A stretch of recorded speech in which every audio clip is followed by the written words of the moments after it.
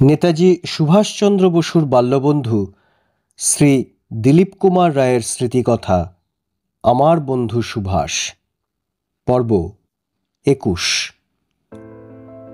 রাজনীতিক জওহরলাল সম্বন্ধে কোনো আলোচনা করার সাহস আমার নেই, কারণ রাজনীতিক আমি নই। সে সম্বন্ধে কিছু বলা আমার পক্ষে বাতুলতাই হবে। সে অধিকার সুভাষের ছিল, সে ছিল রাজনৈতিক কর্মী।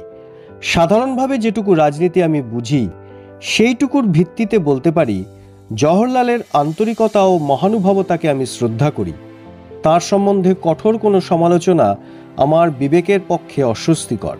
আমার দুঃখ শুধু এইখানেই যে প্রায় ২০ বৎসর গান্ধীজির মতো গুরুর কাছে থেকেও তিনি ধর্ম সম্বন্ধে এত তীব্র বিরুদ্ধ ধারণা পোষণ করেন।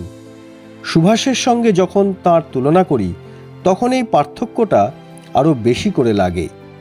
রাজনীতিক হলেও সুভাষের এই আধ্যাত্মিক দিকটা নষ্ট হয়ে যায়নি একেবারে। এইরকম একটা তুলনামূলক সমালোচনার মধ্য দিয়ে আমি সুভাষের যে দিকটা তুলে ধরার চেষ্টা করেছি, সবসময় তার সে দিকটা ঠিক প্রকাশ পেত না, এ কথা সত্য।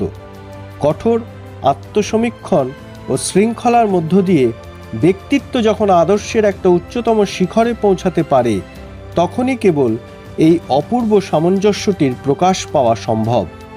চরিত্রের এই পরিপূর্ণ সঙ্গতির স্তরে পৌঁছানোর আগে পর্যন্ত অসঙ্গতি ও অসামঞ্জস্যই স্বাভাবিক। দ্বন্দ্ব ও সংঘর্ষের মধ্য দিয়েই চরম পরিণতির দিকে এগিয়ে যায় মানুষের চরিত্র। এইখানেই গুরুর প্রয়োজন। মানব চরিত্রের বিবিধ আকর্ষণ ও দ্বন্দ্বের বন্ধন এড়িয়ে তাকে পরিপূর্ণ সঙ্গতির দিকে নিয়ে যাওয়াই গুরুর কাজ। জেলের মধ্যে সুভাষ এই দিকটা অনুভব করত মর্মে মর্মে। শ্রী ভাগবতে শ্রীকৃষ্ণ উদ্ধবকে বলেছেন, সন্তো দিশান্তি চক্ষুংসি বহিরার্কাহ সমুত্থিতা।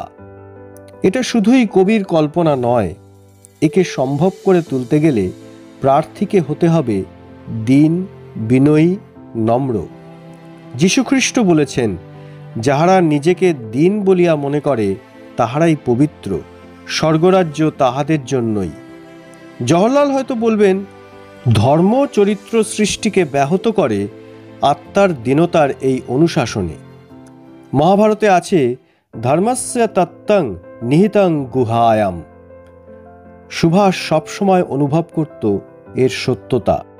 মনটা যখন তার নিঃসঙ্গ কর্মহীন অবসরের মধ্যে বিষণ্ণ আর উদাসীন হয়ে উঠত। কিন্তু জওহরলাল তা পারেন না।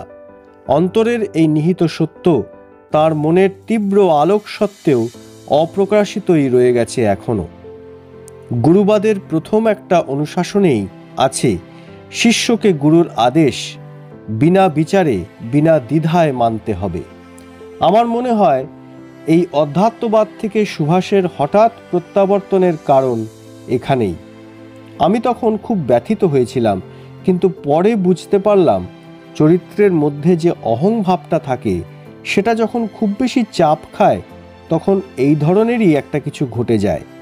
বিচার বুদ্ধি দিয়ে যার কারণ খুঁজে পাওয়া যায় না, এরকম হঠাৎ একটি বিদ্রোহের মূল থাকে এরই মধ্যে।